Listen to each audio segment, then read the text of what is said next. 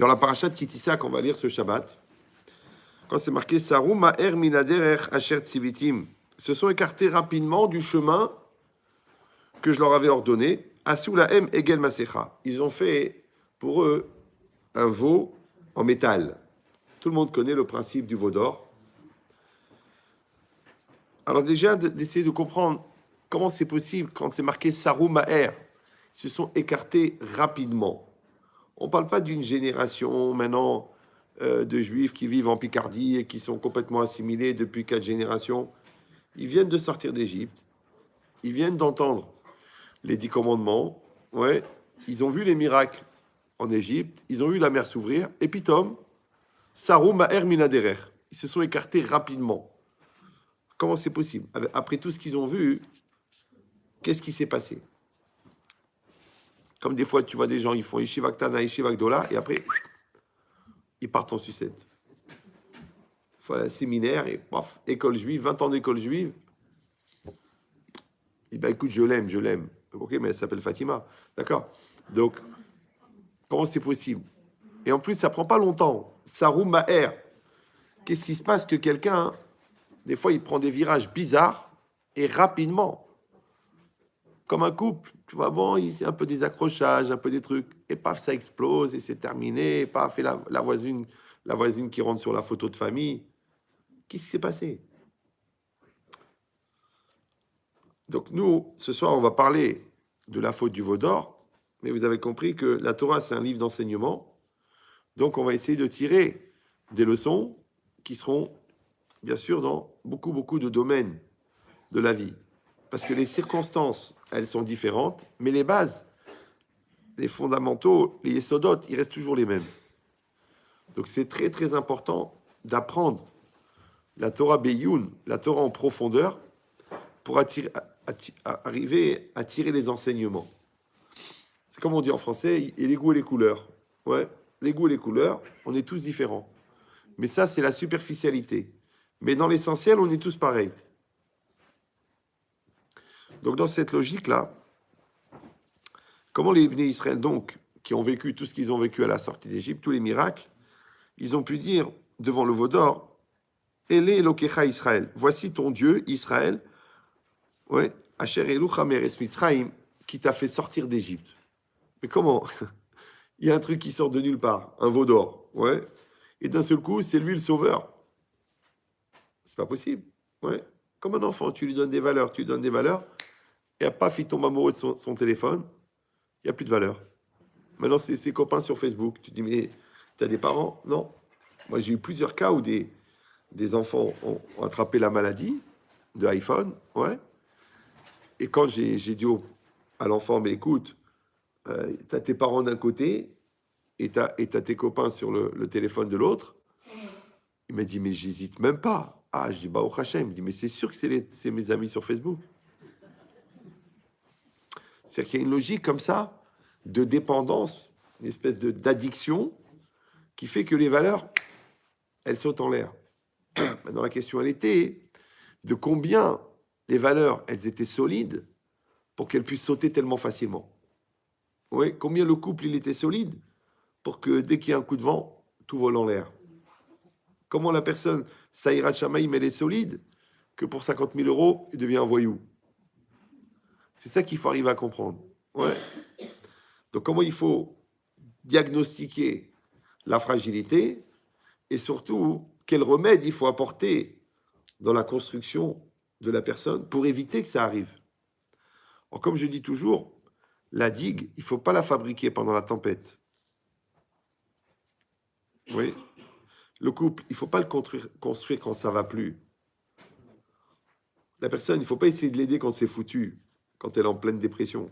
Ouais. Il faut l'aider avant, en amont. Oui. Pourquoi? Parce que moi, de ma petite expérience, de quelques dizaines de milliers de personnes, j'ai remarqué que ce n'est pas l'événement qui est grave, c'est le terrain. Et le terrain, c'est ce qui vient avant l'événement. Quel est ton terrain psychologique? Quel est ton terrain intellectuel? Quel est ton terrain financier? Quel est ton terrain spirituel? Le terrain, il va conditionner ce qui va arriver. Donc, c'est pas que quelqu'un comme ça, il dit oui, j'ai eu un choc, j'ai fait une dépression. Il y avait une fragilité. Non, c'est pas comme ça, on s'est engueulé, j'ai été voir ailleurs. Non, non, non, non, non. Il y avait une fragilité. Ça n'existe pas. Ouais. Donc, en vérité, la logique, c'est de savoir quel niveau de construction, quel niveau de solidité il faut donner à ses valeurs et surtout à sa personne pour être certain que quand il y aura la tempête, parce qu'il y aura la tempête, il y aura toujours des tempêtes. Ouais. Comme je vous l'ai dit 1 million de fois, chacun dans son mazal, il va y arriver des choses. Oui, ok, on dit Chazvé Shalom, Simsilenu, tout. Mais ça va arriver. Le bon Dieu, il a déjà écrit l'emploi du temps. Tous les événements, ils sont déjà fixés. Mais ce qui n'est pas préparé, c'est la personne qui va accueillir ces événements, qui se trouve être toi. Donc tu n'es pas propriétaire, tu n'es pas balabaït des événements. Ouais, tu ne sais pas comment ça va se passer avec cet enfant, mais toi, tu peux l'éduquer. Ouais, tu ne sais pas comment ça va se passer, qu'est-ce qui va arriver dans ton couple, mais tu peux construire ton couple. Tu peux.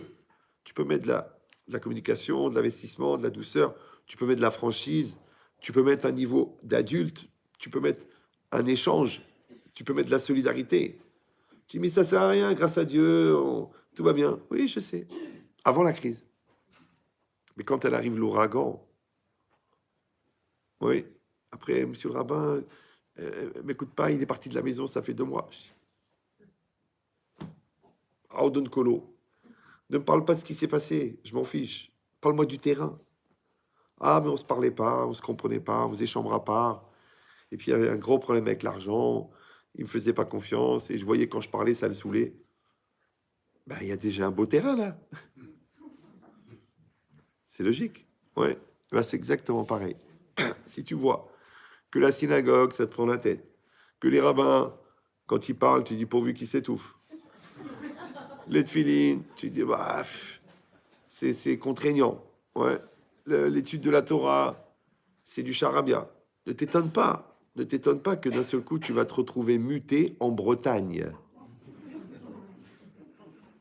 Ah, mais c'est une promotion. C'est pas une promotion, c'est une déportation. Tu as été déporté en Bretagne. Et tu es là tout seul dans ta chambre d'hôtel. Grâce à Dieu, tu prends 3000 euros de plus. Et tu es seul. Il n'y a pas de cache-route. Il n'y a pas de synagogue. Il n'y a pas de communauté. Il n'y a pas de rave. Il n'y a pas d'étude de la Torah. Il n'y a rien. En plus, à Quimper.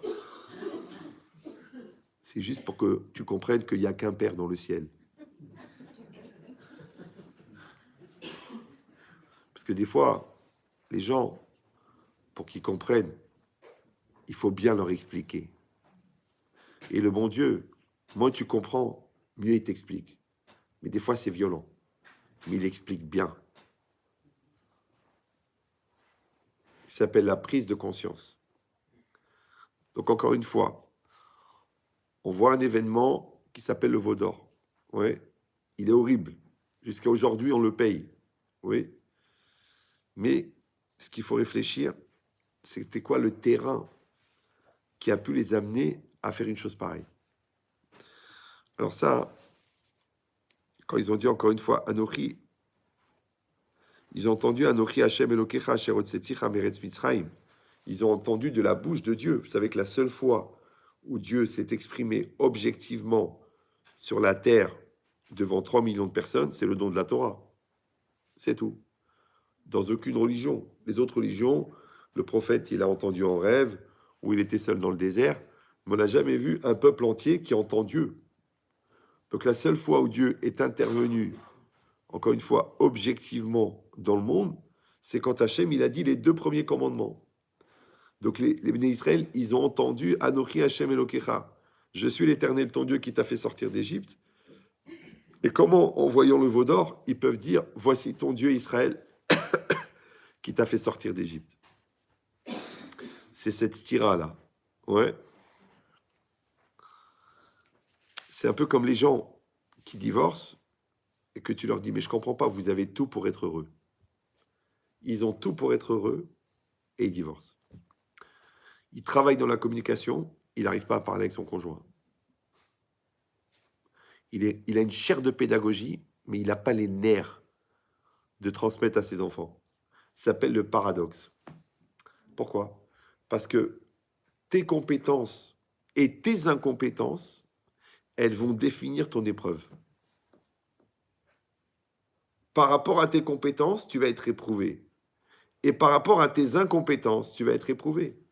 Parce que la seule manière de devenir compétent, c'est d'être éprouvé sur tes incompétences.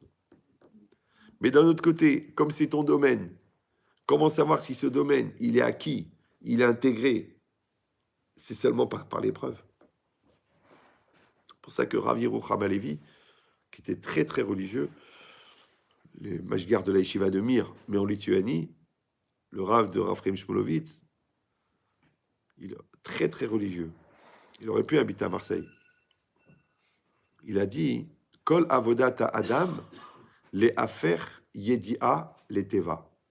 Tout le travail d'un homme, c'est de transformer une connaissance en nature. C'est que ta connaissance, elle doit devenir ta nature. Malheureusement, les gens, ils ont une grave maladie qui s'appelle la culture. Donc les gens, ils croient, ils confondent le verbe savoir et le verbe être. Je sais, je suis. Non. Tu sais, mais tu n'es pas devenu. Parce que pour savoir, ça prend des secondes. Mais pour devenir, ça prend des années. Que ça rentre dans ta nature. Souvent, j'ai affaire à des gens, Hachem religieux, bon, ils ont aussi des problèmes. Hein. Le Yetzer Hara n'est pas mort à l'entrée de Jérusalem. Et le gars, maintenant, il est devant moi, Kolelman. Je lui dis, vous mangez du cochon? Le gars, il me dit, il me regarde, genre, il est fou celui-là. Maintenant, je ne mange pas du cochon. Mais est-ce que ça pourrait vous monter l'idée de manger du cochon? Est-ce que vous avez la tentation de manger du cochon? Est-ce que c'est entériné complètement qu'il n'y a pas de cochon? Vous n'avez même pas les preuves du cochon, même pas la tentation du cochon? Il me dit zéro, mais zéro. À la limite, ça m'écoeure. Ouais, ok. Mais non, le cochon, ça l'interdit la Torah. Le Lachon Hara aussi. Comment ça se fait que vous faites du Lachon Hara et que vous ne mangez pas du cochon? Donc en fait, il faudrait arriver que chaque mitzvah, elle rentre dans ton cœur avec la même intensité, la même clarté, la même solidité que le cochon. C'est-à-dire que tu n'as même pas envie. Pourquoi? Encore une fois, parce que c'est une yedia, c'est une connaissance, l'autochal chazir, c'est devenu un teva, une nature. C'est pour ça qu'on pratique. Comme le mariage. Vous êtes marié avec quelqu'un. Oui. Pourquoi on fait de la bonté, de la gentillesse, de la douceur, des courses, des cadeaux, des anniversaires, des shabbatot, et va vider les courses de la voiture, et éduque les enfants, et parle des heures, et l'intimité. Pourquoi tout ça? À quoi ça sert? On s'est marié, on s'est marié. Enfin, un enfant tous les 2 ans, et c'est bien. Pourquoi on a besoin? Mais oui, parce que la pratique, elle fait que l'autre est rentre dans ton cœur. Donc du coup, ta femme, ton mari, il devient ta nature. Comme l'enfant, tu t'en occupes, tu pries pour lui, tu pleures, tu lui donnes la Torah, tu lui donnes la Trécha, l'enfant, il rentre dans ton cœur. Et bizarrement, toi, tu es ici, lui, il est en école de commerce à Lille, et tu dis, il faut que je l'appelle. Il faut que je l'appelle. Ta femme, elle dit, mais laisse-le tranquille, il est en plein examen. Je sais pas, je me sens pas bien, il faut que je l'appelle. Tu l'appelles, c'est une fille qui répond. Tu dis, mais enfin, Mordechai. Non, non, papa, ici, c'est Kevin. Comme. Maintenant, la question, c'est pas qu'est-ce qu'il fait avec la fille. La question, c'est comment ça se fait que tu voulais l'appeler? Parce qu'il est rentré dans ton cœur. Donc, quand lui, il fait une bêtise, le bon Dieu, il te prévient. Parce que ton enfant, il est rentré dans ton cœur. C'est ça le teva. Vous me suivez ou non? Comme il y a une nature physique, il y a une nature psychologique, il y a une nature spirituelle. Il faut que la religion, elle rentre dans ta nature. C'est pour ça qu'il faut pratiquer. Et c'est pour ça qu'il faut pratiquer avec sincérité, et avec les Shem Shamaim, et avec la Kavana. C'est pour ça. Et si quelqu'un il va dire, bon, vous parlez d'un niveau, mais même si on n'y arrive pas, bah, c'est quand même mieux que rien. On met les tefilines, on va à la synagogue, on mange cachère. Ok. Mais de vous à moi, ne le prenez pas mal. Hein. Vous êtes bien là, vous êtes fatigué.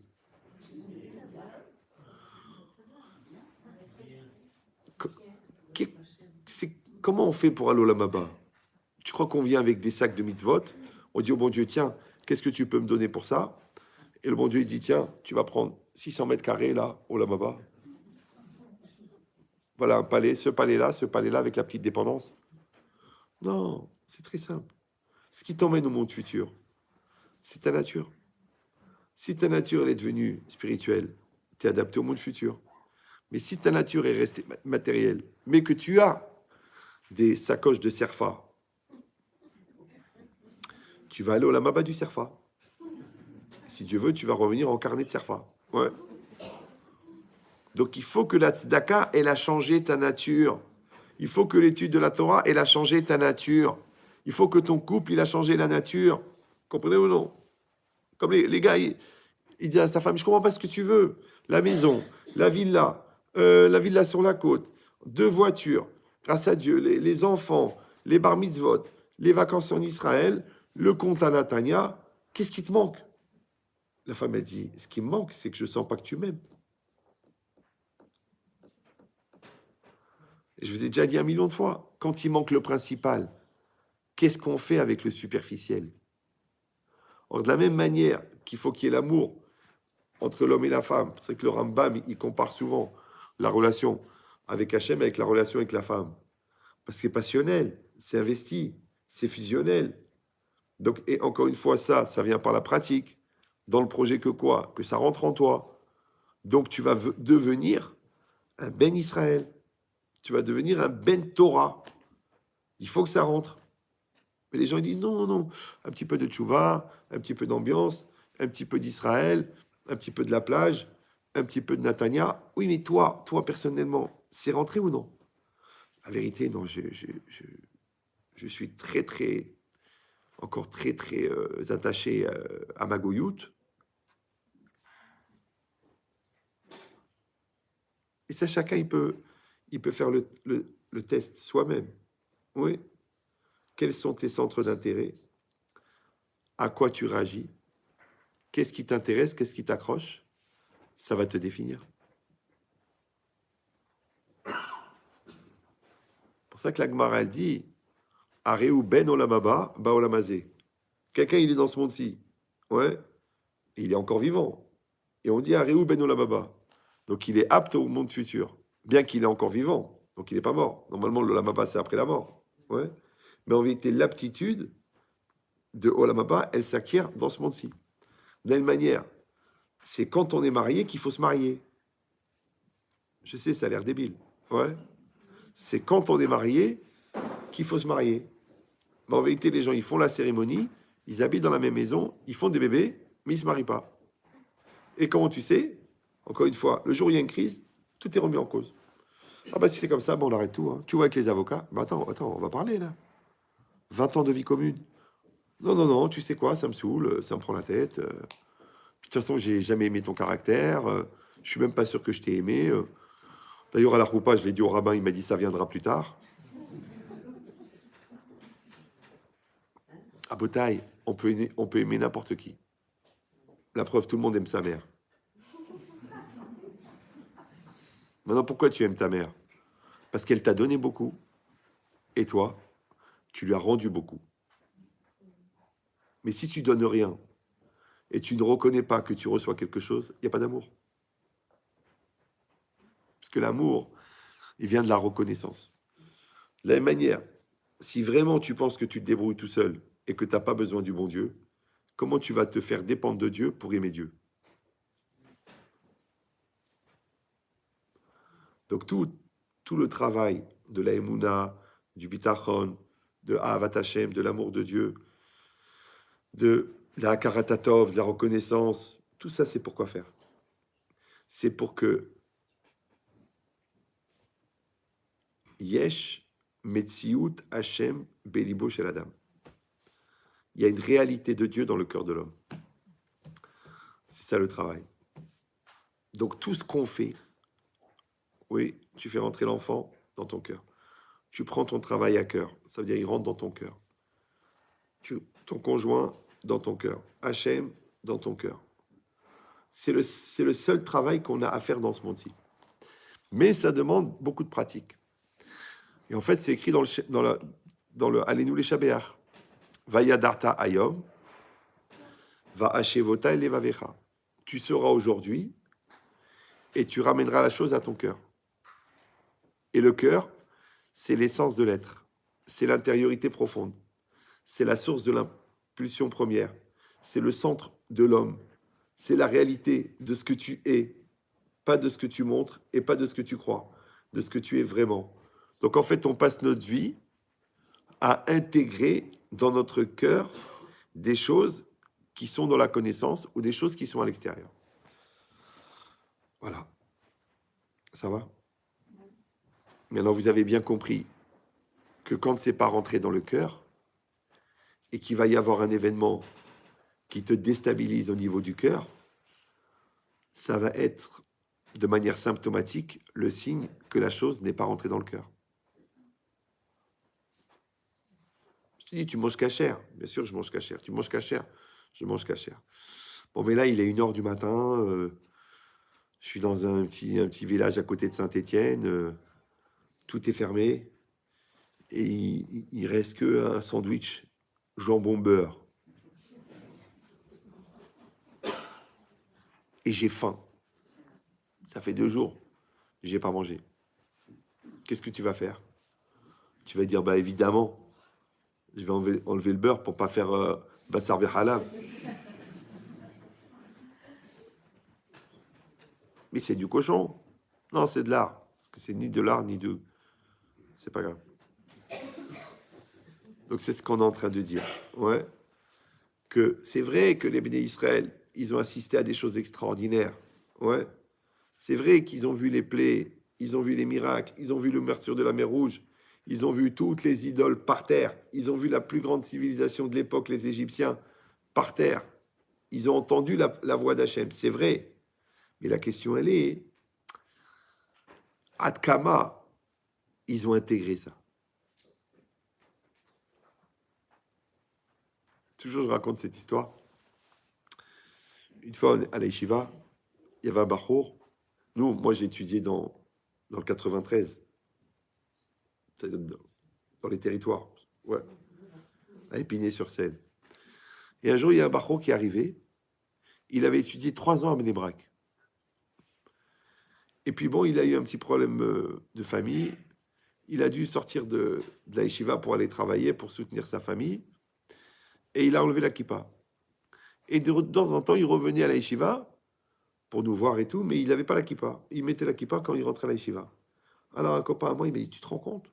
Il a passé 3 ans à Bnei Brak et il sort sans la kippa. Au moins, il met une casquette. Alors je lui dis, mais il n'a pas mis la kippa à Bnei Brak. Ben bon, c'est qu'à Bnei Brak, si vous ne mettez pas la kippa, les gens, ils croient que vous êtes un goy. Ils te demandent, tu peux m'allumer le feu, tout ça. Ouais. J'ai dit à Bnei Brak qu'il n'a pas mis la kippa, puisqu'il était obligé de mettre la kippa. Quand tu mets la kippa à Saint-Étienne, quand tu mets la kippa à Perpignan, tu mets la kippa. Mais quand tu mets la kippa à Jérusalem, ben évidemment que tu mets la kippa. Donc en fait, c'est l'endroit qui t'a mis la kippa. C'est pas toi qui as mis la kippa. Ah, pourtant, ça a duré 3 ans. Ça veut dire que 3 ans, avec un bout de tissu sur la tête, la kippa, elle n'est pas rentrée dans la tête. Elle n'est pas encore rentrée dans la tête. Pourquoi, encore une fois? Parce que si tu es en volonté de le faire, ça pénètre. Si tu n'es pas en volonté de le faire, ça ne pénètre pas. Donc, combien les béné Israël, ils ont subi, ils ont assisté, ils ont perçu tous ces miracles, mais quand même, c'est pas rentré dans leur cœur. Et la preuve, qu'est-ce qui s'est passé? Moshe Rabbeinu, comme c'est marqué dans le Passouk, regardez la Gemara dans le Shabbat, Daf Pétet. Si vous avez un doute sur la page, c'est peut-être que oui, peut-être que non. Amar Rabbi Yoshua ben Levi. Il a dit Rabbi Yoshua ben Levi. Maïdirtiv, qu'est-ce qui est marqué? Vayara'am ki boshesh Moshe. Il a vu le peuple qui boshesh Moshe, que Moshe avait tardé. Al tikri boshesh et la baou shesh. Ne dis pas boshesh, il a tardé, mais baou shesh est devenu la 6e heure. Pourquoi?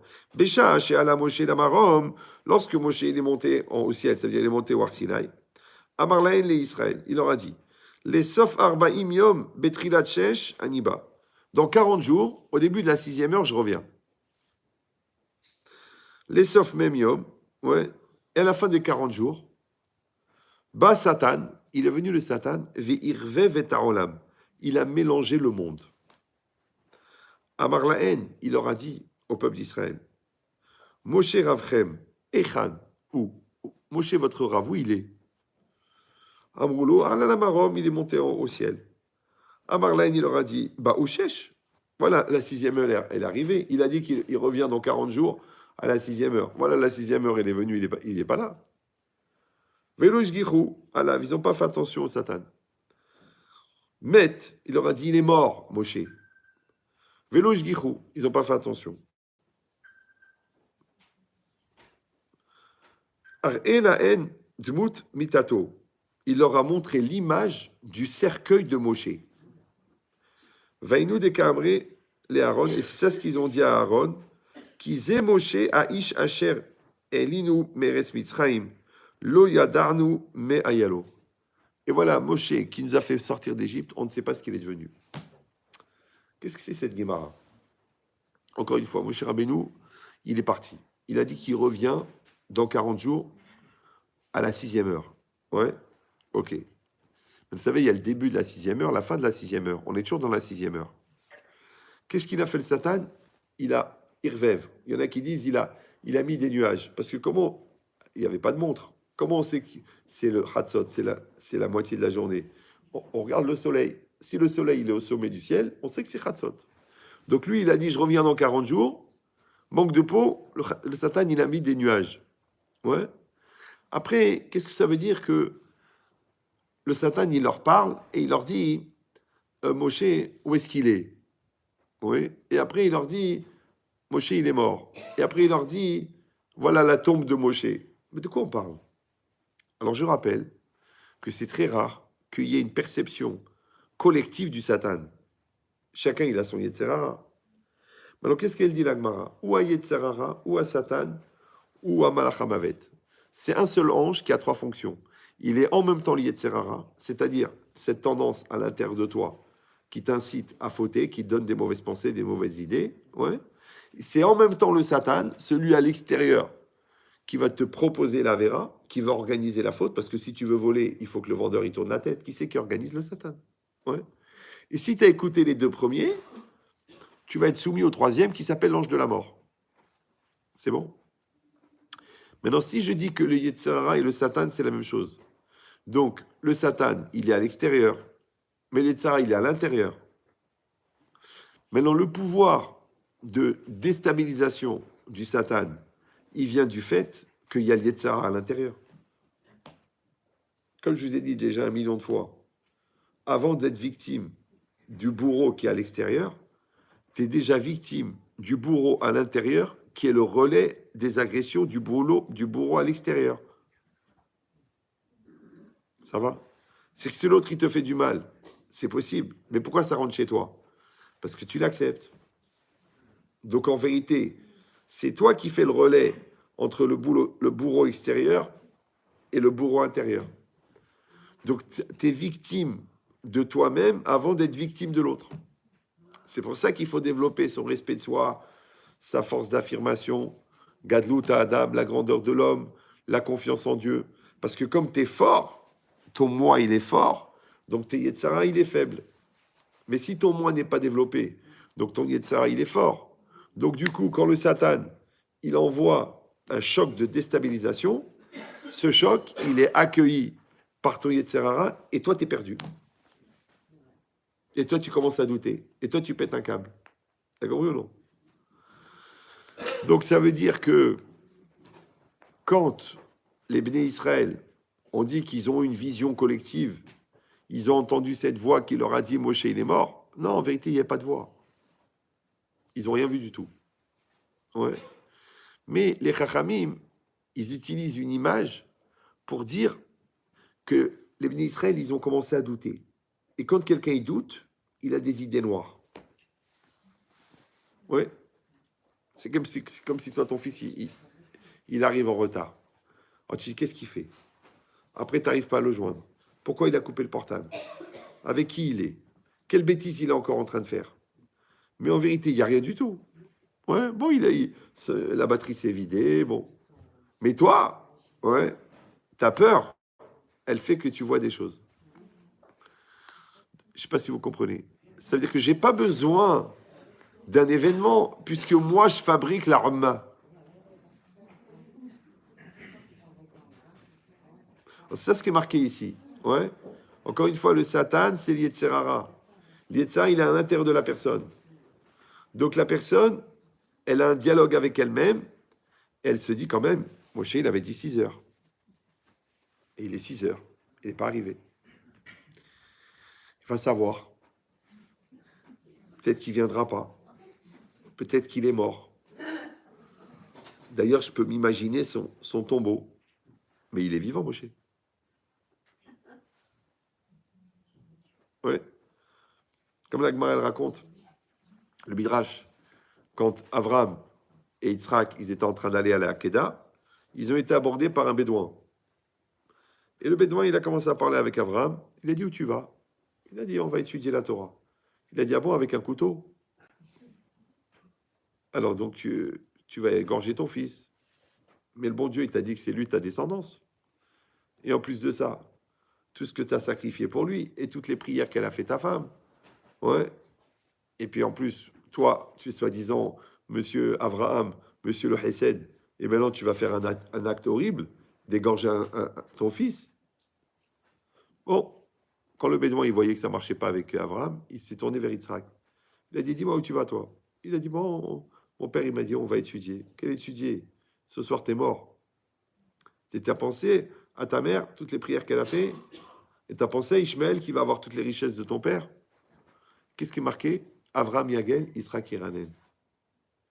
C'est que les deux, il dit Rav Dessler, c'est pas que le bédouin il est venu, c'est une image. C'est pour dire le questionnement qu'ils avaient. Ça veut dire qu'ils ont eu des doutes. Ouais.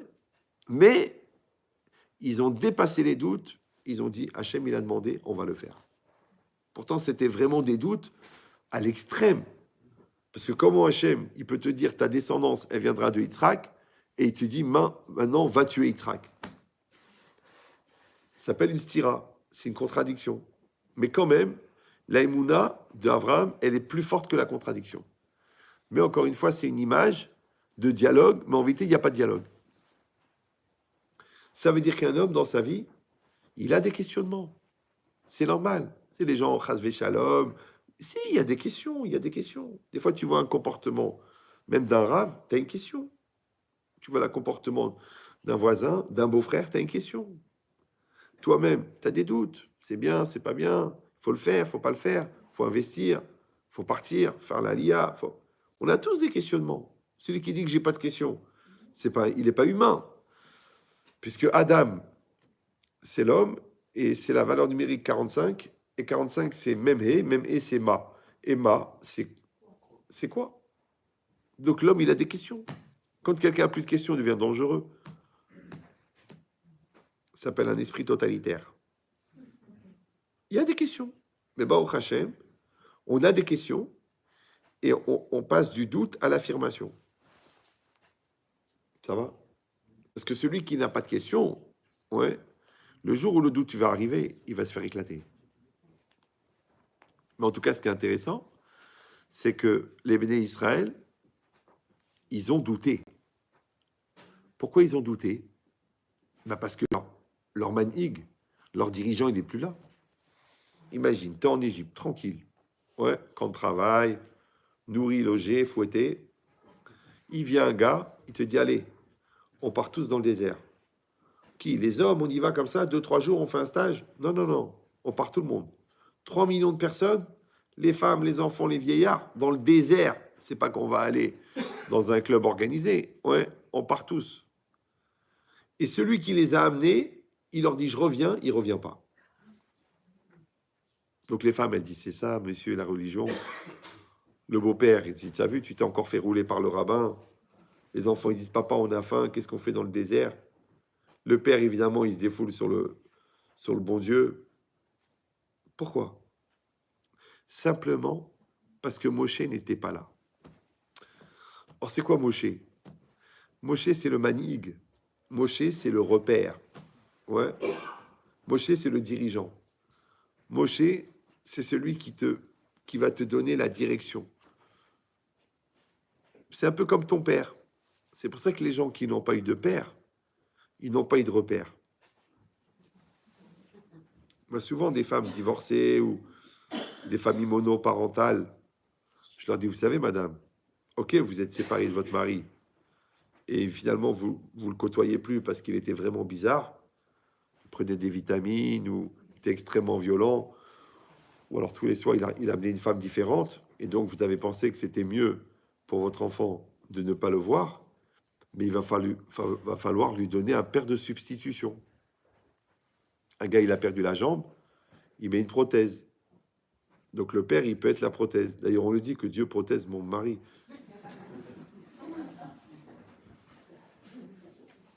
Mais ça peut être un rave, ça peut être un prof de sport, ça peut être le prof principal, ça peut être un tonton, mais l'enfant, il a besoin. Parce que le père repère. Donc le père, c'est comme le squelette. Et la mère, c'est comme les muscles et les chairs. Donc tous ces muscles et ces chairs, ils tiennent sur un squelette. Ça s'appelle la structure mentale. Ouais. Mais d'un autre côté, il faut bien des muscles et de la chair pour justifier le squelette. Donc, la structure mentale, la force d'affirmation, ça vient du père normalement, et les midotes, la créativité, la sensibilité, ça vient de la mère. Les deux ensemble, ça fait quelqu'un de normal. Donc, tu sais s'il n'y a pas la mère, il faut compenser de manière différente, avec de la musique, avec de la Torah, des Haggadot, pour compenser l'absence de la mère. Et s'il n'y a pas le père, il faut compenser l'absence du père. Mais tu seras obligé de le faire. Parce que sinon, toute la vie, la personne, elle vivra soit avec la frustration, donc elle sera toujours en recherche d'un père, donc elle se mettra en dépendance par quelqu'un qui a une plus forte personnalité. Et vous savez très bien que les tigres n'attaquent pas les rhinocéros. Donc si tu te mets en situation de mouton, automatiquement, tu attires des lions. Ça va? C'est pour ça qu'il faut rendre les enfants forts. Encore une fois, on ne sait pas ce qui va leur arriver, donc on va les blinder. Ça s'appelle la pédagogie. Et après, ils sont en autonomie, et Baruch Hashem, ils se débrouillent. Je vois des mamans, elles m'appellent Ramen Chetri. Mon fils, il a fait une école de commerce, et maintenant il part à Shanghai pour un stage de 6 ans dans une grande banque de Shanghai. Mais j'ai très peur parce que pour la cache-route et pour le Shabbat et pour les Chinoises. Je dis, mais madame, votre fils, il est religieux. Il dit, oui, bah, au Hachem. Il a trouvé un appartement à côté du Bet Rabat de Shanghai. Oui. Il étudie, oui, une fois par semaine. Il est au téléphone avec un rave de Blébrac. Oui. Pour la cache-route, il n'y a pas de problème. Oui. À part ça, il est équilibré. Oui, très équilibré. Il est bien dans sa peau. Il n'est pas dépressif. Il est solide. Oui. Et il est éduqué. Il dit oui. Je dis, de quoi vous avez peur? Oui, vous comprenez, le pauvre chéri, il va être là-bas abandonné. Abandonné? Rappelez-moi, il a quand même 28 ans, non? Ça veut dire qu'en fait, on couve les enfants pour qu'un jour ils soient autonomes. Mais si tu les couves pour qu'ils restent dépendants de toi, ça s'appelle le cocon. Et le cocon, c'est une alternative. Soit ça fabrique des co, soit ça fabrique des... Toute l'éducation, c'est d'aller vers l'autonomie. Et c'est exactement pareil dans la religion. Ouais, tu vas étudier la Torah, tu vas avoir un rave, tu vas avoir des repères, tu vas avoir l'Aïrat Shamaïm, tu vas avoir le Shulchan Arour, tu vas connaître le Yalkut Yosef, mais c'est dans le but d'avoir une autonomie existentielle. Parce que si tu es religieux que quand tu es à côté de ton rave, si tu manges cachère que quand tu es à Marseille, il y a un problème. Ben, c'est exactement ce qui s'est passé. Les Béné Israël, quand ils ont perdu Moshe Rabbeinu, ils étaient perdus. Et là, ils avaient deux solutions. Soit ils basculaient dans la maturité et dans l'autonomie, soit ils basculaient dans le doute. Et c'est ce qui s'est passé. Ils ont douté. Voilà. Maintenant, l'absence de Moshe Rabbeinu, vous savez comment ça s'appelle en français? Vous parlez français? Ça s'appelle un passage à vide. Les gens disent, vous savez, Rasbechetri, j'ai fait une très grosse bêtise, j'ai été voir ailleurs. Je dis, ok, mais votre couple, il avait un passage à vide, effectivement. Vous savez, quand j'ai perdu mon travail, j'étais en recherche et tout ça, et puis là, comme je suis un hyperactif, j'avais plus rien à faire, j'arrivais pas à me lever le matin, et j'ai craqué, j'ai fait un burn-out. Pourquoi? Tu crois parce que tu as quitté ton travail? Non, parce que tu as eu un passage à vide. Or, je rappelle, pour ceux qui ne sont pas au courant, que dans la nature, le vide n'existe pas. Donc, s'il n'y a pas la simra, il y a la tristesse. S'il n'y a pas le moi, il y a l'Yetzerara. S'il n'y a pas la confiance dans le couple, automatiquement, il y a la suspicion. Il n'y a pas de vide. Vous avez compris ou non? Et rien ne se crée, rien ne se perd. Tout se transforme. Donc, si tu n'es pas dans une dynamique perpétuelle de construction, d'évolution, de solution, ouais, automatiquement, c'est la porte ouverte à l'échec. Parce que les gens, ils croient que on fait du mal parce qu'on fait du mal. Non, non. On peut faire du mal parce qu'on ne fait pas du bien. Vous suivez ou... Comme dans le couple. Si on est dans une dynamique d'attention, de douceur, de gentillesse, de bonté, de positivisme, de dire des compliments, de s'investir, d'aider, de soutenir, de supporter l'autre, il n'y a pas d'obstacle. Mais si on est parvé, il y a de la place. Yeshmakom. Oui ou non? Après, ça dégénère. Ah, mais je sais pas ce qu'il m'a pris. J'ai dit un mot comme ça. Bon, elle a mal pris, truqué, susceptibilité, nervosité, gros mots, implication de la famille, ta mère, ta race, d'accord? Et après, vexation, pleurs, violence, claquement de porte. Et après, rancune et vengeance. Tu mets sur la base de quoi? Le vide. Il y avait du vide. C'est pour ça que je vous dis toujours, les deux mains là, vous les voyez ou non? Ouais. Si elles sont collées comme ça, est-ce qu'on peut mettre une troisième main? Oui, non. Donc quand tu me dis, mais vous vous rendez compte mon mari, vous vous rendez compte ce qu'il a fait? Je dis, mais vous étiez comme ça tous les deux? Non, la vérité, non. Bah, ça me saoule. Puis il est tout le temps derrière moi. Puis il a des appétits bizarres. Alors quoi, je suis l'esclave? T'es pas l'esclave. Parce que si tu l'aimes et tu veux lui faire plaisir, et lui, il t'aime, il veut te faire plaisir, de la même manière qu'il t'emmène sur la côte d'Azur alors qu'il adore la montagne, toi aussi, tu peux lui faire plaisir. Alors que je suis son esclave sexuel, ben non, puisque tu le fais de bon cœur. Tu es heureuse, non? Quelle différence entre faire un gâteau et faire un gâteau?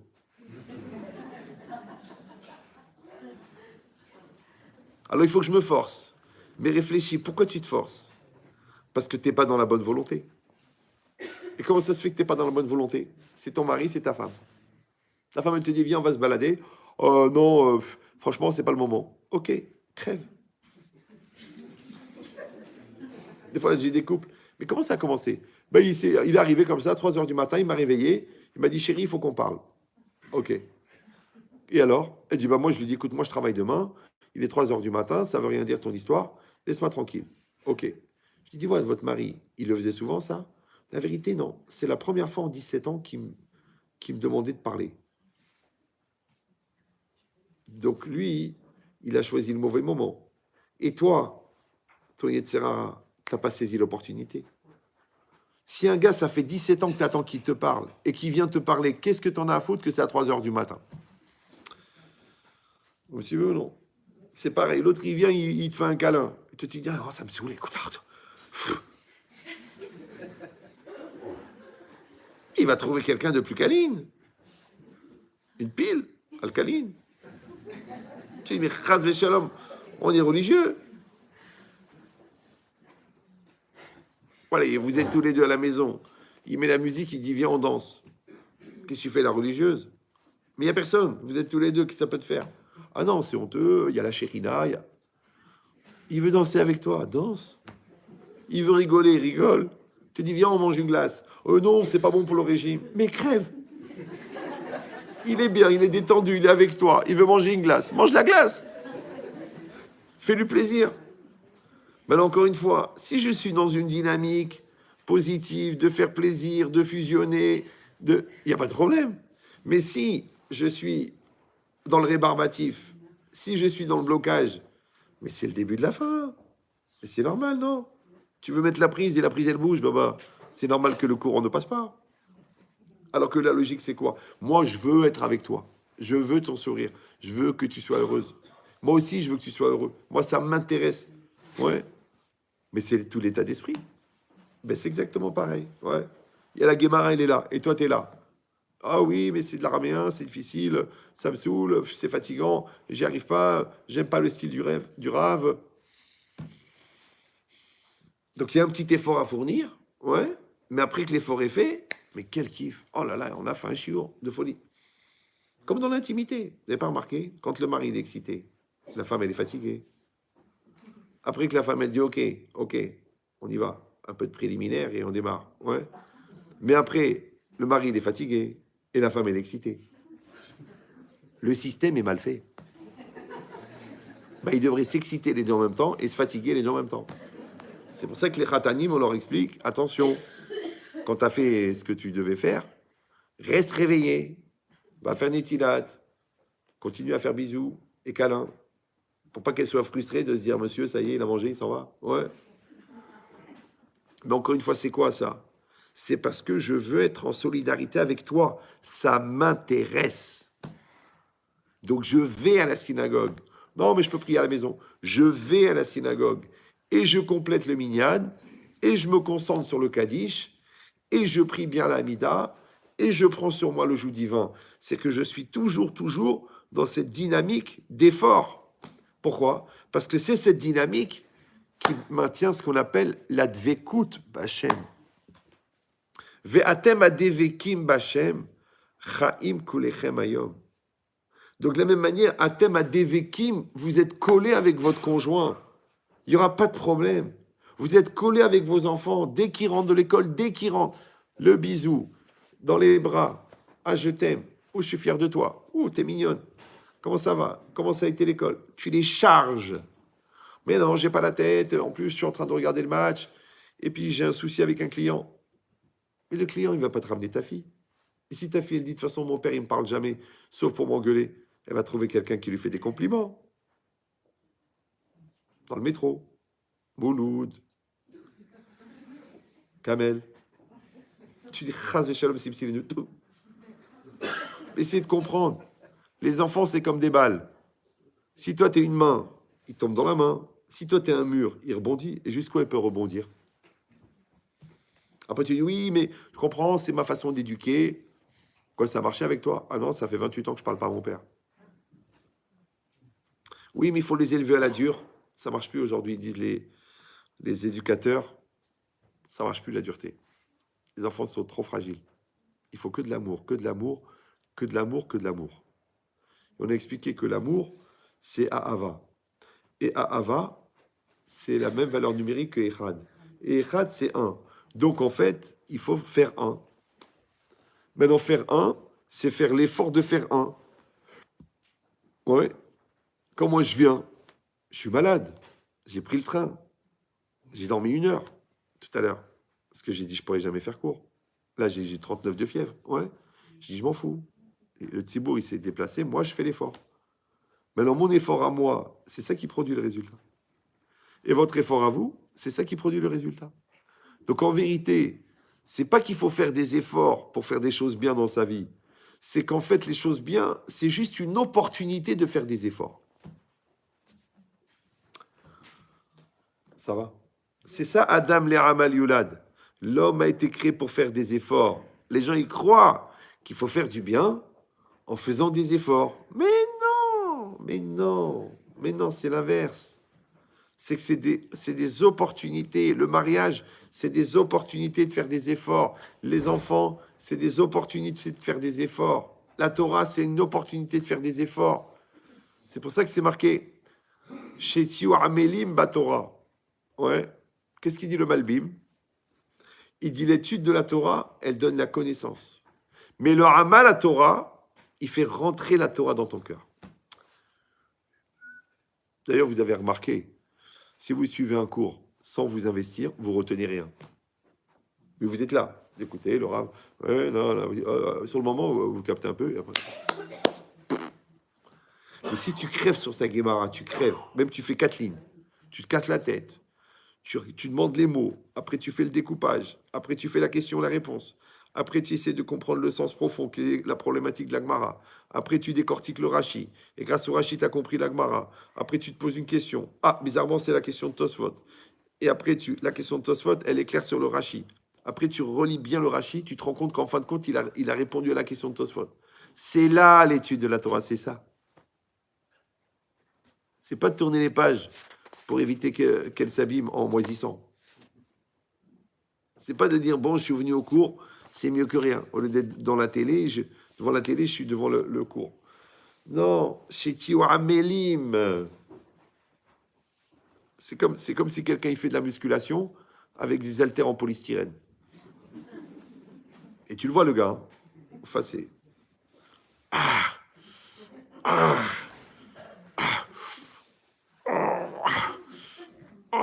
et tout le monde dans la salle de sport, ils sont tous en train de crever.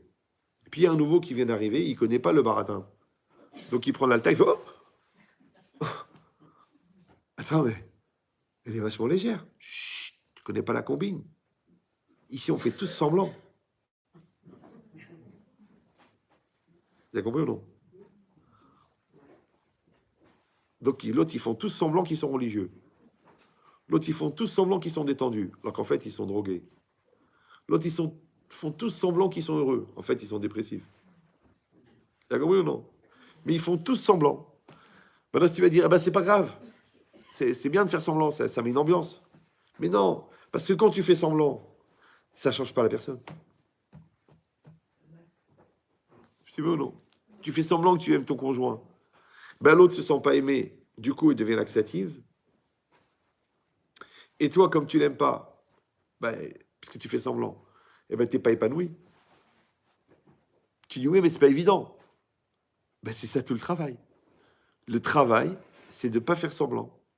Alors, comment on fait pour éviter de faire semblant? Il faut s'impliquer. Rappelez-vous que tous les sujets auxquels tu portes de l'intérêt sont intéressants. Or, c'est quoi l'intérêt? L'intérêt, c'est de se concentrer sur. Ça s'appelle faire l'effort. Donc, quand tu dis oui, mais ça ne m'intéresse pas, mais ça ne t'intéresse pas parce que tu ne fais pas l'effort. Maintenant, réfléchis, qui c'est qui t'empêche de faire l'effort? Le Yetzirah. Comme il t'empêche de faire l'effort, tu ne fais pas d'effort. Comme tu ne fais pas d'effort, la chose, elle ne te pénètre pas. Du coup, tu ne trouves pas ça intéressant. Et après, ta tête, elle est libre de regarder autre chose. Et après, tu commences à comparer. Et quand tu dois comparer la froideur de la Guémara avec la fraîcheur de Netflix, combien de temps tu vas tenir? C'est ça le problème. Et qu'est-ce qu'ils disent les goïms? Ils disent l'amour s'arrête là où la comparaison commence. Quand tu compares ton conjoint, tu arrêtes de l'aimer. Donc quand tu compares la télé avec la Torah, tu arrêtes d'aimer la Torah.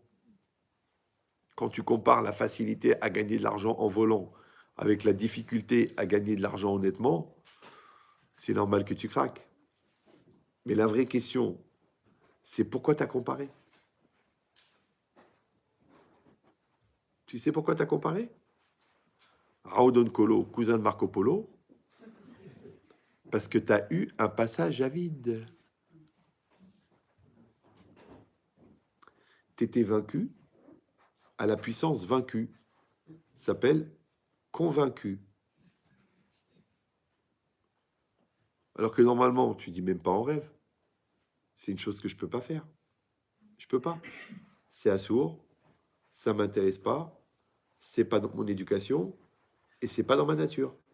Ben, l'histoire, elle est réglée. Mais si tu l'as envisagé et tu dis, bon, ça coûte rien, hein, et je donnerai le maaser à la yeshiva, ça y est déjà, tu es perdu. Et je rigole avec elle, et c'est qu'une cliente, et c'est en tout bien, tout honneur, et je lui raconte ma vie, elle me raconte la sienne. Déjà, t'es foutu, déjà. Parce qu'il y a des sujets que tu peux pas aborder une femme qui n'est pas la tienne. Ah, on n'est pas des chassidim. Ok, mais on n'est pas des réchaïm. Rappelez-vous que le toboggan, quand tu as plongé, tu peux regretter, mais tu descends quand même. C'est pour ça que la mitzvah, c'est pas de ne pas fauter, c'est évident. La mitzvah, c'est de ne pas prendre le risque.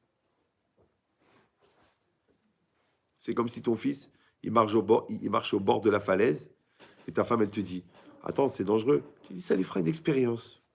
De toute façon, il y a 40 mètres de dénivelé. Au pire, il tombe. T'es un malade. Donc, c'est quoi la mitzvah? Écarte-toi du bord. Donc, ne rigole pas avec la cliente. Pas d'intimité avec la secrétaire. Et toi, c'est pareil. Tu as besoin de parler à des gens. Parle à ton mari, parle à ton psy, parle à ta copine. Qu'est-ce que tu parles avec un gars au travail? Ah, mais sans tout bien, tout honneur, il n'y a pas d'arrière-pensée. Mais ça commence toujours dans la cache-route. Parce que tous les mensonges, ils commencent par la vérité. Moi, j'en ai eu des centaines. Des gens sérieux, hein, des gens gentils, des gens honnêtes. Mais le problème, c'est qu'il n'y a pas la Hirat Shamaïm. La Hirat Shamaïm, c'est pas par le cerveau. C'est même pas par les valeurs. C'est même pas par ton statut, marié, pas marié. C'est la Hirat Shamaïm. C'est assourd, c'est tout. Commence pas à faire des chormot. Non, mais je comprends, faut pas voir le mal.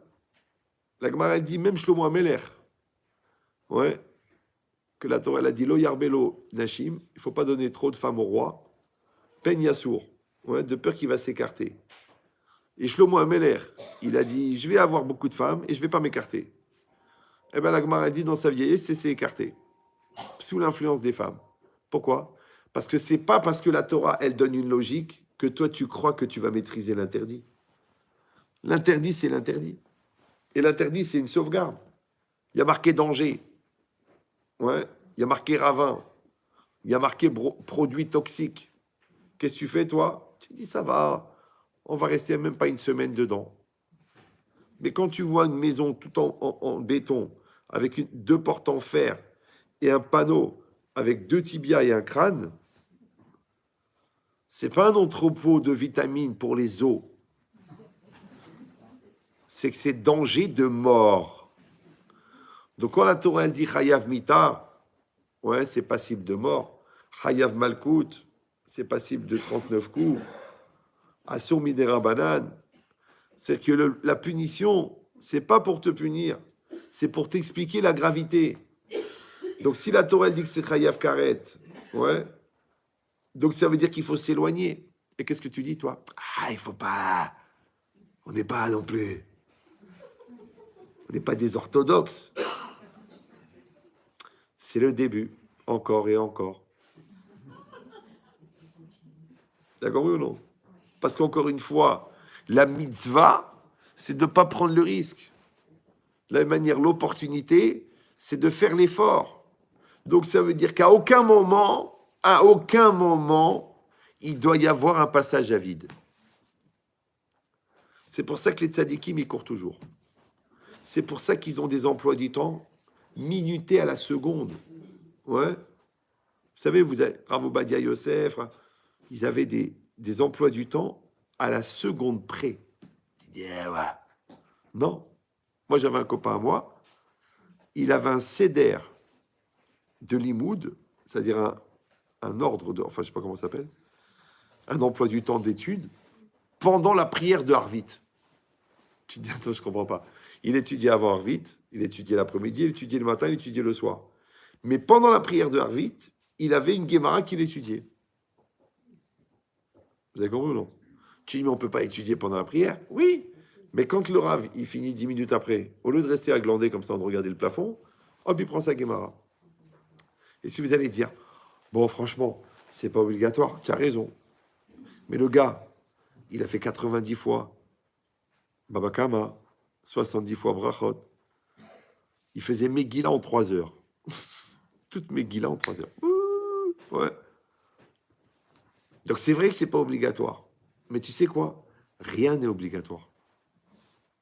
Donc si tu veux faire ce qui est obligatoire, en fin de compte, tu fais plus rien. Maintenant, le secret de l'effort, ouais, c'est que si tu fais naturellement l'effort, il n'y a plus la dimension anxiogène de l'obligatoire. Comme tu dis en français, j'ai fait ce que j'avais à faire. Mais ça doit être fatigant, j'ai fait ce que j'avais à faire. Mais on t'a rien demandé, j'ai fait ce que j'avais à faire. Mais ça t'a coûté de l'argent, j'ai fait ce que j'avais à faire. Mais tu sais, il y avait d'autres personnes qui auraient pu le faire, j'ai fait ce que j'avais à faire. Donc quand tu es en dynamique, dans cette dynamique positive, active, ouais, non seulement que tu vas faire ce que tu as à faire, deuxièmement, tu vas échapper à la dépression qui provient du fait que tu fous rien, et ensuite à la folie, puisque la Gemara dit Batala mevili di shigaon, de rien faire, ça rend cinglé. Je vous dis les grands-mères, moi mes grands-mères, ils avaient une expression en arabe, ils disaient que Dieu ne nous laisse pas sans rien faire. Et tu ne comprenais pas. 90 ans, amène-moi des épices, donne 1 kilo de farine, viens, on va ranger la salle à manger, viens, on va trier des trucs. Tu dis, mais mamie, rien que de te voir, je suis fatigué. Mais, FIFA de malade. L'autre, 22 ans, première grossesse, une baleine échouée. J'en peux plus. Je suis fatigué. J'ai pas la force. Et celui-là, ce bon à rien là qui m'aide pas. Et ma belle-mère qui me critique. Et la maison qui est en l'air. C'est bizarre, non? Moi, j'ai rien contre les femmes d'aujourd'hui. Mais c'est intéressant. Qu'avant, les gens, ils trouvaient normal de faire des efforts, ils étaient jamais fatigués. Maintenant, les gens, aujourd'hui, c'est un effort de faire un effort et ils sont tout le temps fatigués. Moi, ben, ma bar mitzvah, mes parents, ils ont fait la bar mitzvah à la maison. C'est-à-dire qu'on a loué une salle. Il y avait 300 personnes. Toute la bouffe, il n'y avait pas de traiteur. Il a fait à la maison. Mais tu sais ce que ça veut dire 300 parts de poisson, 300 parts de poulet, 600 petits pains, les salades en masse, tout ça dans un petit four comme ça. Et les 3 grands-mères, toute la nuit, avec le foulard comme ça en train. Je me lève à 7 h du matin, je les vois en train de crier les cacahuètes. Je dis, mais ils n'ont pas dormi de la nuit. Et le goût, je t'en parle pas. Tu manges la chérina à la louche. Tu manges l'assiette. Parce qu'elles ont cuisiné avec leur cœur. L'autre, il cuisine avec ses pieds. Tu dis, mais vous êtes des fous. Même moi, la vérité, même nous, avec ma femme, on fait 5 coups de fil, le traiteur, le photographe, la salle, le truc, c'est fini. Et on est fatigué. Eux, ils faisaient tout. Le Shabbat bar mitzvah à la maison. 50 personnes dans un 4 pièces. Les matelas par terre, les tables de malade, la bouffe. Tu finis pas. Comment c'est possible? Et nous, il faut louer un château, il faut des chambres individuelles, il faut amener un traiteur de malade, des bouteilles de vin à 300 € la bouteille. Et où est la shechina? Où est l'ambiance? Encore une fois, pourquoi? Parce que la shechina, c'est la projection de la volonté. Et l'orientation de la volonté, c'est l'effort. Donc quand tu te débrouilles pour pas faire d'effort, il n'y a pas de shechina.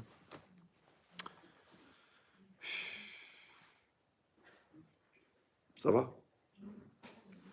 Donc de la même manière, ici, quand les béné Israël, ils ont douté, ouais, ils disent les commentaires, c'est sûr qu'ils n'ont pas voulu faire Avodah Zarah, c'est sûr qu'ils ne voulaient pas faire l'idolâtrie, tout le monde le dit, le Even Ezra, le Ramban, le Rahaim, il dit mais il n'y a même pas d'idée que les Chaz Shalom, les béné Israël, juste après la sortie d'Égypte, ils vont faire l'idolâtrie.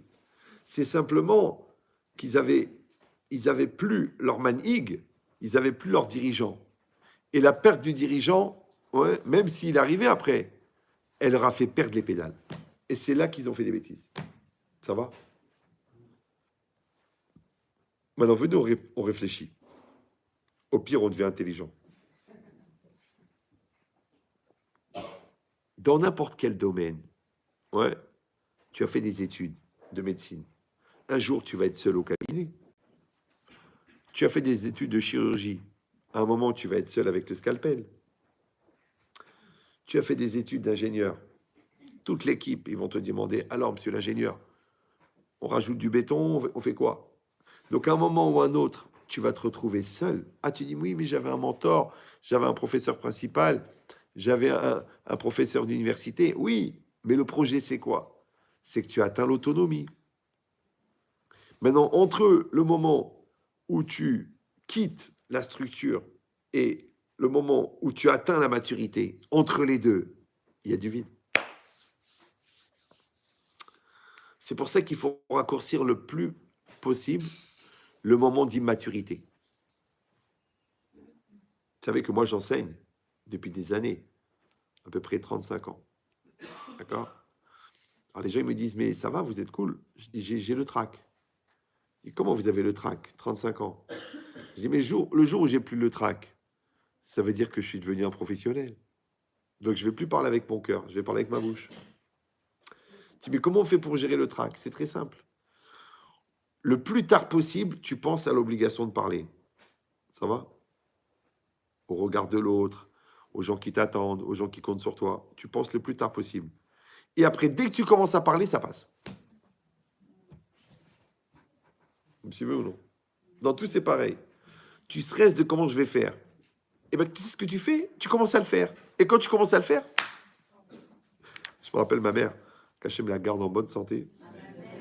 Ah, on va demander aussi la Refoua Shelema pour Esther Batrana.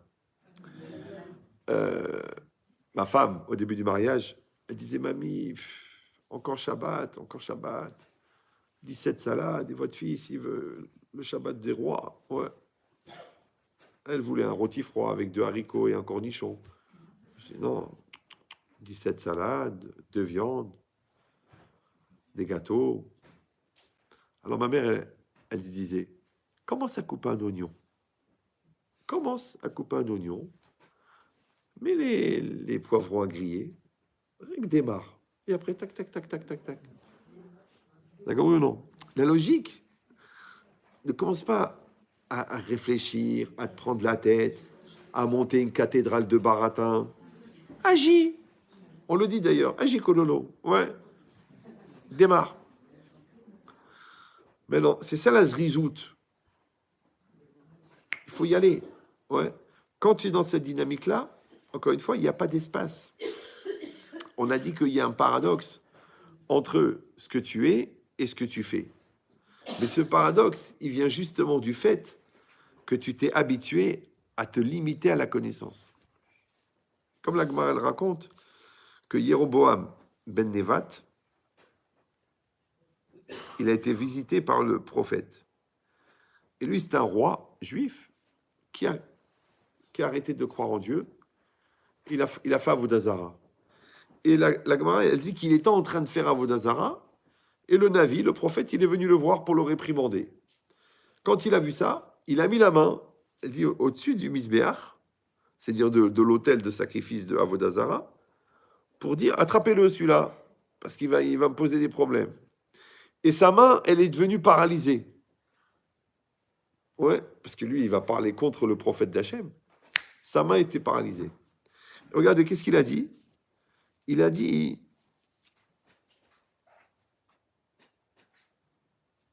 Chana et pene Hachem Elokecha ve'itpalel ba'adi. Il a dit, je t'implore, s'il te plaît, la face de Dieu, de l'Éternel, ton Dieu. Maintenant, il est juif, lui. Ouais. Ve'itpalel ba'adi est pris pour moi. Effectivement, le Navi, il a prié, et la main, elle s'est débloquée. Maintenant, je ne comprends pas. Le gars, il pense, il croit à la Avodazara. Sa main, elle est paralysée. Qui doit prier? La Avodazara? Non. Qu'est-ce qu'il fait? Il demande au prophète de prier Hachem. Ça veut dire qu'il sait que c'est Hachem qui a raison. Voilà, c'est ça le paradoxe. Comprenez ou non? Comme une fois, j'ai fait une conférence, il y a un monsieur qui est venu me voir, il m'a dit, je ne suis pas d'accord avec vous, mais je sais que vous avez raison.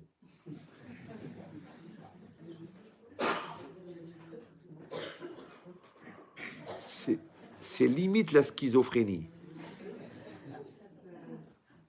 Mais les 3/4 des gens, ils vivent comme ça. Des fois, la femme, elle s'habille pas du tout sniout. Et quand elle voit le rabbin, elle dit, excusez-moi, j'ai honte. Pourquoi t'as honte? Habille-toi bien. Des fois, ils viennent avec un servez-vous. Vous savez, donc, elle est en pleine... en salle d'exposition. C'est le buffet charcuterie. Ouais. Et après, elle veut me poser une question, elle veut une bracha. Alors, elle vient, elle fait comme ça. Rav Ben Chetrit et tout ça. Alors, moi, je demande, genre, le Allah. Je dis, pourquoi vous fermez le décolleté, madame?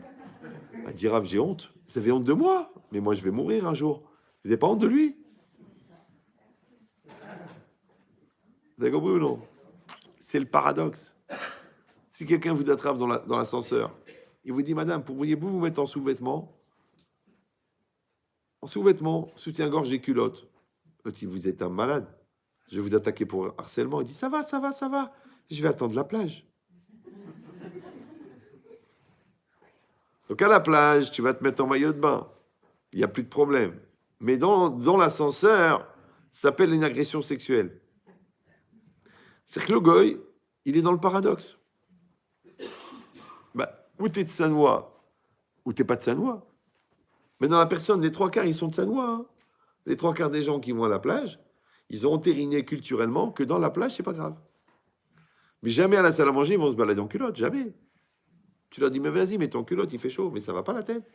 Et puis il y a les mezuzot, mais je comprends pas. D'accord, oui ou non? Ça veut dire que les gens, ils vivent la contradiction. Mais encore une fois, la contradiction, elle vient du fait qu'à un moment, entre toi et ta connaissance, entre toi et ton cerveau, entre toi et ta conscience, entre toi et ta volonté, il y a eu un vide. Or, il faut jamais de vide. Oui. Pourquoi? Parce que tu dois faire ce que ce qui est écrit dans le Shulchan Aruch. Ouais. Tu fais ce qui est écrit dans la Torah. Et tu fais ce que tu dis. Et tu dis ce que tu penses. Et tu penses ce que tu penses. Maintenant, tu penses la halakha, tu appliques la halakha. Donc, ça s'appelle la linéarité. Mais s'il y a des contradictions au milieu, si la ligne elle est coupée quelque part, tu vas commencer toi-même à vivre des contradictions. Et c'est ces contradictions qui créent les obstacles, qui créent les crises, qui créent les malaises. Pourquoi? Parce que tu n'as pas atteint la chose la plus évidente. C'est la cohérence. Tu n'es pas cohérent. Comme tu veux ou non. Tu n'es pas cohérent. Je vois des gens, ils mangent cachère toute l'année, ouais. Et pendant les vacances, ils te disent, écoutez, on est jeté dans un village à côté de Courchevel, il n'y a rien. Il n'y a rien, même pas sur la liste de Schindler. Alors, Rav, est-ce que vous pensez qu'on a le droit de manger? J'ai dit, mais je comprends pas. Vous n'avez pas pris à bouffer avec vous? Non, mais on s'est dit la liste du consistoire. Mais c'est même pas la liste du consistoire. Moi, la liste de Rav Wolf, non, mais il a dit que si tu peux prendre du cachère, tu peux pas manger n'importe quoi. Donc ça veut dire quoi? Ça veut dire qu'en vérité, ton problème, c'est que tu es a posteriori. Tu sais que tu pars dans un endroit, il n'y a pas de cache-route, il n'y a pas d'épicerie, tu emmènes avec toi. Maintenant, toi, tu crois que c'est pour manger cachère, mais pas du tout. Mais non.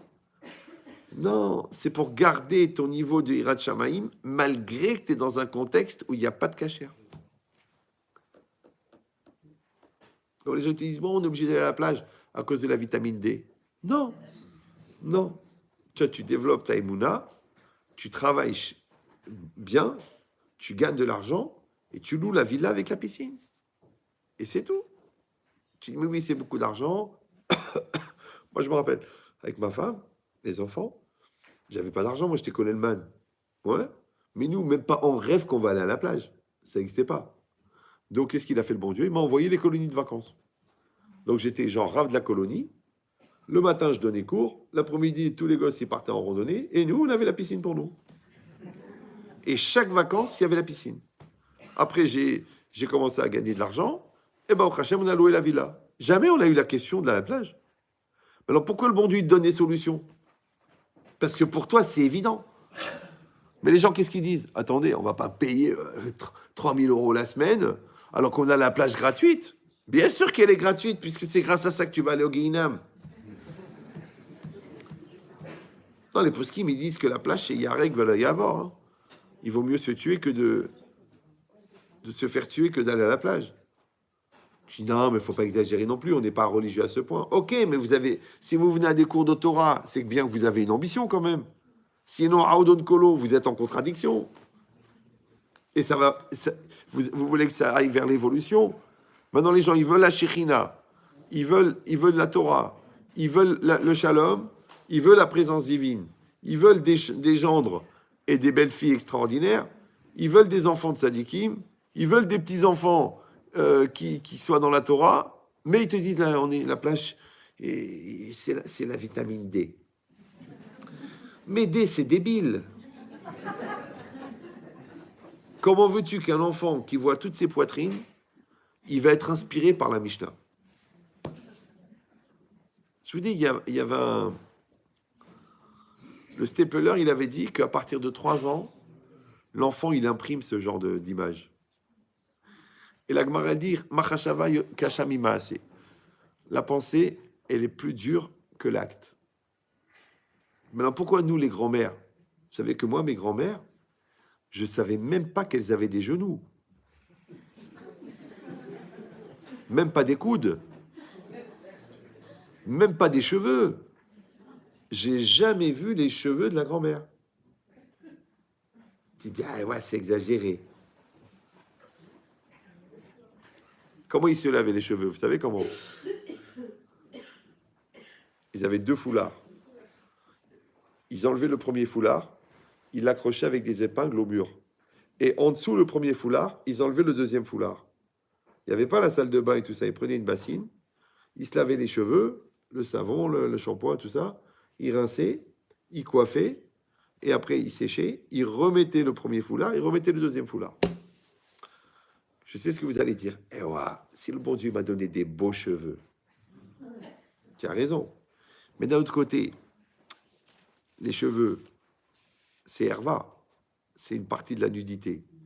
Donc, la Torah l'a demandé de les cacher. Ok, toi tu dis ok, mais je suis pas religieuse. Ok, maintenant moi je vais te dire une chose. Nos grands-mères, elles ont caché, elles avaient des très très beaux cheveux. Hein. Elle m'a dit, ma mère, elle avait des cheveux noirs de jet qui descendaient jusqu'ici. Ouais, ils étaient obligés de les couper tellement ils étaient lourds. Mais jamais on les a vus. Ouais. Alors j'ai dit, tu vois les grands-mères, elles ont caché une beauté qu'elles avaient en elles. Mais leurs petits-enfants, ils ont dévoilé la Torah qui est cachée. C'est qu'en fait, toi, tu crois qu'elles ont fait des sacrifices, alors qu'en fait, elles ont fait des investissements.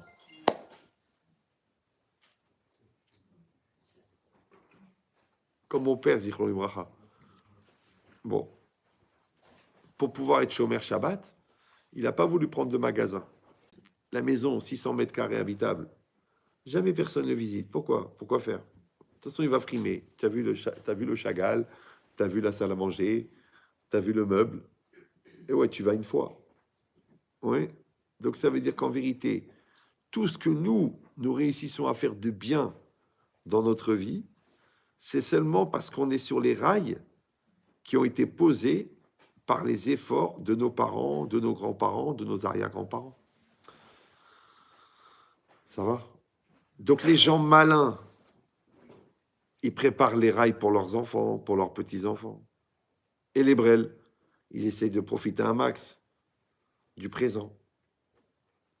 Mais si chas v'shalom lo alenu tout, tu vois ton fils qui fait pas Shabbat, tu vois ton petit-fils qui mange pas kasher, tu vas pas te tirer une balle. Tu dis, mais ils sont heureux. Ah, ils s'amusent bien, il a la PlayStation, la PS2. Et la Mishnah, non, il croit que c'est une sauce. Donc vous avez compris qu'en vérité, c'est cet espace de vide, de l'absence de Moshe, qui a créé le doute. Et c'est le doute qui a fait craquer. Maintenant, ce qu'il faut savoir, c'est que d'un autre côté, c'est Mina Shamaim que Moshe n'était pas là. Ouais. Donc ça veut dire, ça s'appelle en français un mal nécessaire. Maintenant, de prendre le risque de planter, parce que c'est la seule manière de devenir autonome, ouais, comme dans le parachutisme, tu sautes avec le gars, un jour tu vas sauter tout seul. Ouais. De la même manière, on éduque l'enfant, et un jour, il va se débrouiller avec sa femme. Il ne pourra pas t'appeler, ah papa, il m'énerve. Va faire ton shalom bayit. Débarrassek. Ah papa, il me faut 10 000 euros. Écoute mon fils, je t'ai payé les études, je t'ai payé le mariage, je t'ai avancé pour la maison, je t'ai payé 3 mois de loyer. Tu travailles, tu es ingénieur. Maintenant, tu vas te démerder. Et c'est bien. Oui, mais c'est un peu dur. C'est pas comme à la maison. Eh ben oui. Eh ben nous, quand on a démarré avec ta mère, on vivait dans au 6e étage sans ascenseur, dans un studio. Tu nous as vu faire la gueule un jour? Non. Eh ben c'est bien. C'est des bonnes années. Et d'ailleurs, les meilleurs souvenirs, c'était ces moments-là. Donc ça veut dire quoi? Ça veut dire que c'est des étapes nécessaires. Encore une fois, le plus important, c'est qu'on accompagne la personne pour qu'elle puisse rentrer dans l'autonomie. Maintenant, le petit passage entre la fin de l'accompagnement et le début de l'autonomie, il y a un flou. Ouais. Comme il finit l'école juive et il rentre à la fac d'Aix-en-Provence. Le mec, il devient un numéro. Ouais. Et là-bas, il était avec Madame Serfati, Monsieur Cohen, le surveillant général, ambiance, tac, tac, tac, tac. Ouais. Ça sentait la dafina dans la cour. Il arrive là-bas, pathos, mais presque. C'est dur. C'est un passage nécessaire. Alors tu dis, oui, mais ça va lui faire du mal. Non, ça va le rendre autonome. C'est bien. Ouais. Et si tu vas dire, mais j'ai pitié, j'ai de la peine pour lui et tout, Michel Boda, Tassou les Rahem Alav. Celui qui n'a pas la conscience, qui n'a pas la maturité, c'est interdit d'avoir pitié. Pourquoi? Parce que quand toi, tu vas avoir, quand la personne, elle rentre en espace, c'est-à-dire en situation où elle doit développer sa maturité, si c'est toi qui remplace sa maturité, la personne, elle développera jamais la maturité. Donc, genre, tu as de la pitié, tu as de la peine. Non. Il faut les laisser se démerder. Et c'est bien. Qui se démerde? Ouais. Nous, les enfants, on les envoyait à la yeshiva. Je me rappelle, j'allais les voir en Israël. Je leur donnais je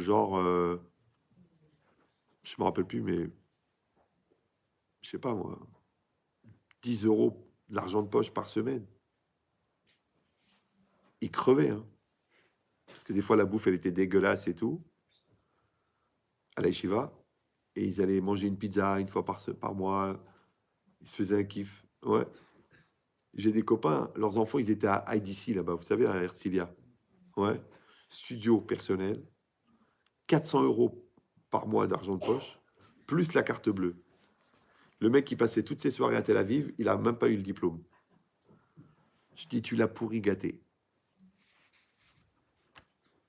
Je lui dis, mais tu te rends compte que nous, on leur donne 20 euros par mois et toi, tu lui donnes 400 euros? Mais c'est comme si tu lui donnes l'argent, tu le mets devant la maison de prostituée, tu dis, vas-y, fais-toi plaisir. Maintenant, quand tu as mangé à la yeshiva, c'est sûr que le manger de ta femme, il sera bon. Quand tu as dormi sur une planche à la yeshiva, c'est sûr que ton lit sera magnifique. Ouais. Quand tu vivais dans un camp tchétchène, tellement la yeshiva était pourrie, c'est sûr que ton petit 2 pièces à bait vegan, t'es milliardaire en dollars. Donc c'est pas grave qu'ils passent par ces moments-là, ouais, où ils vivent de la main d'Hachem. Oui, parce que l'onitna Torah lidrosh et la leochle aman. La Torah est donnée à être expliquée qu'à ceux qui mangent de la manne. Et la manne, c'est quoi? C'est lechem man hashamaim, c'est min hashamaim. Donc encore une fois, c'est un process.